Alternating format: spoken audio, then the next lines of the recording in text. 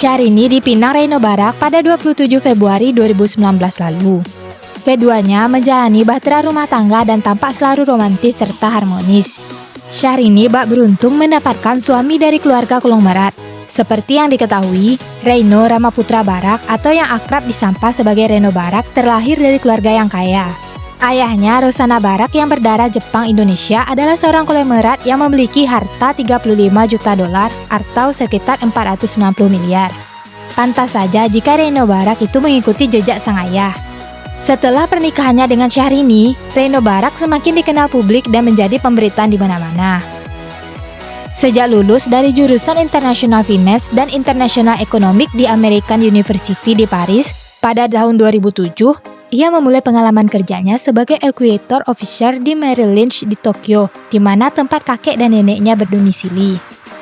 Pada tahun yang sama, ia pindah ke Max & Partner Corporate Law Firm sebagai asosiasi. Lalu ia kembali hijrah ke Ernst & Young Indonesia untuk posisi penasihat transaksi. Selain itu, ia juga sudah membuktikan kehebatannya dengan beberapa bisnis dan jabatan yang ia tempati, dan diantaranya adalah sebagai berikut. Pertama, PT Global Mediacom. Ayah dari Reno Barak yaitu Rosano Barak merupakan pendiri sekaligus Presiden Komisaris Global Mediacom.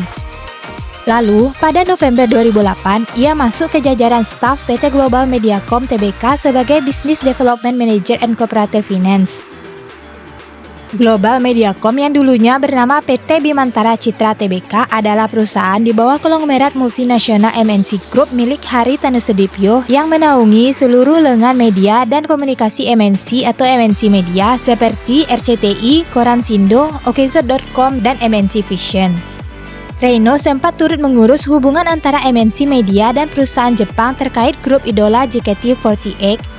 Reno juga aktif memberikan masukan tentang pentingnya program anak yang mendidik untuk bisa ditayangkan di Indonesia tanpa mengesampingkan sisi bisnis dan keuntungan. Dia juga pernah mengusulkan beragam program kartun, tetapi tidak ada yang bertahan lama. 2. MNC New Media. Karir Reno Barak semakin matang dan diberi amanah sebagai CEO MNC New Media. Perusahaan tersebut mengurusi WeChat dan juga Okezot.com. 3. Bisnis kuliner.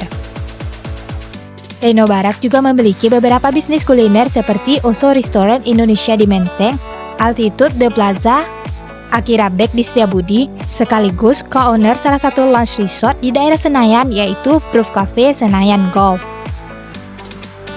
4. Bisnis properti. Selain kuliner, Reno Barak juga melebarkan sayapnya di bidang properti.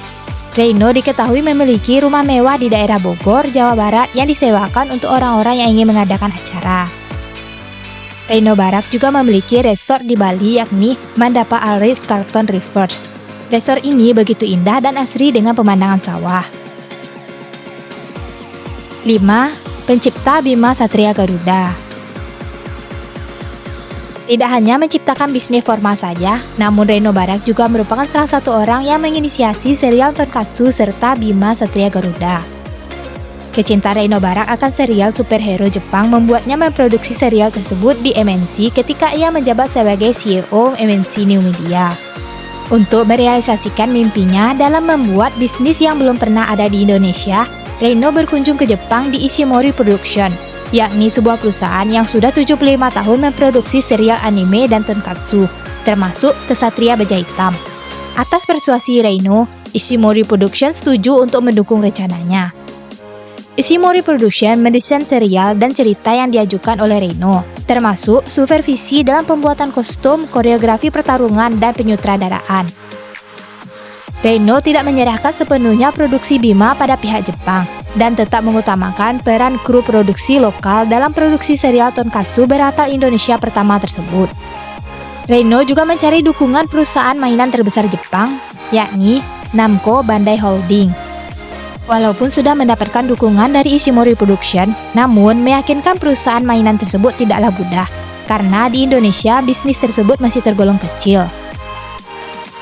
Namun, karena Bandai termasuk dalam perusahaan yang cukup sukses di Indonesia melalui produk Power Ranger dan juga Ben 10 yang sangat laku, mereka pun kemudian setuju untuk mencobanya. 6. Direktur Rakuten Indonesia. Ketika Indonesia sempat dihebohkan dengan munculnya beragam program startup dan unicorn terutama di bidang e-commerce dan marketplace, hal ini pun menjadi peluang bagi Reno Barak untuk membangun perusahaan yang serupa dan bernama Rakuten. Reno Barak menjabat sebagai direktur di perusahaan yang bergerak di bidang situs penjualan bisnis online tersebut. 7. Jual beli saham. Masih banyak orang yang belum tahu bahwa ternyata Reno Barak telah mencoba melakukan bisnis jual beli saham sejak usianya 19 tahun. Pada saat itu, ia berani membeli saham perusahaan Apple sebesar $60 atau sekitar Rp876.000. Kemudian, ia menjualnya dengan harga yang lebih tinggi yaitu $700 atau sekitar 10,2 juta. Hasilnya pun ia gunakan sebagai modal untuk usahanya.